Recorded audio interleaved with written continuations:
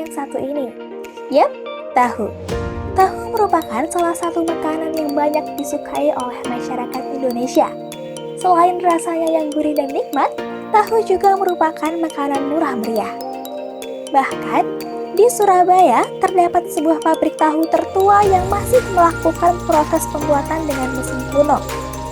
Terletak di Jalan Dinoyo nomor 81-83 Surabaya, pabrik tahu bernama UD Sumber Kencana itu didirikan oleh Cho Yoju pada 1952. Aroma kedelai rebus pun tercium ketika Basra berkunjung di pabrik tahu yang sudah berdiri selama 68 tahun ini. Tiana bercerita, sepeninggal sang mertua, pengelolaan pabrik diteruskan oleh anaknya yang juga suami dari Riana. Namun, pada tahun 2014 sang suami berpulang, sehingga pengelolaan diteruskan oleh dirinya. Dulu, ayah mertua punya sekitar 20 karyawan. Namun, seiring berjalannya waktu, sekarang hanya ada 9 karyawan. Kata perempuan yang akrab disapa Mami Tahu. Mami mengungkapkan, selama pandemi COVID-19, omset penjualan tahu yang dia buat turun drastis hingga 50%. Dulu, sebelum pandemi biasanya mengolah sekitar 250 kg kedelai. Sekarang, hanya 106 kg saja. Untuk pendapatan saat ini, sebulan bisa dapat 7-8 juta rupiah. Kalau nggak pandemi, ya lebih dari itu, ucapnya.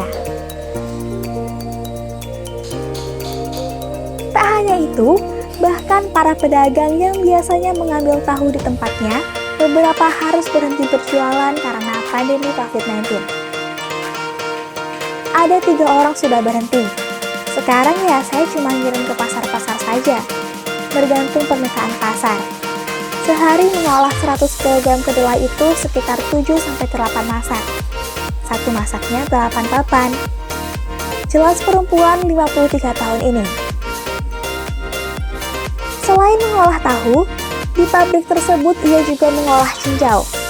Bahkan, dalam sehari ia bisa mengolah sekitar 50 drum.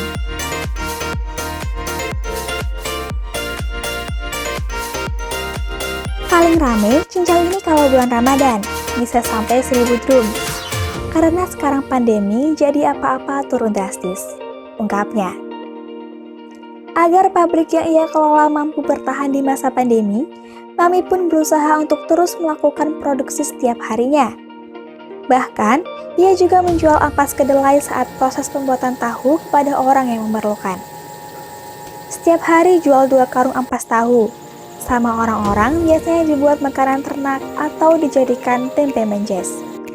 Berapapun yang didapat, intinya kita harus tetap bersyukur, karena semua ini titipan Tuhan, ucap Mami. Dengan tereksposnya pabrik tahu yang ia kelola, Mami berharap warga Surabaya membeli tahu lokal buatan pabriknya. Harapannya, semoga COVID-19 segera berakhir agar situasi dapat kembali normal. Omset tahu bisa naik lagi. Dan, untuk masyarakat bisa beli tahu di sini, pungkasnya.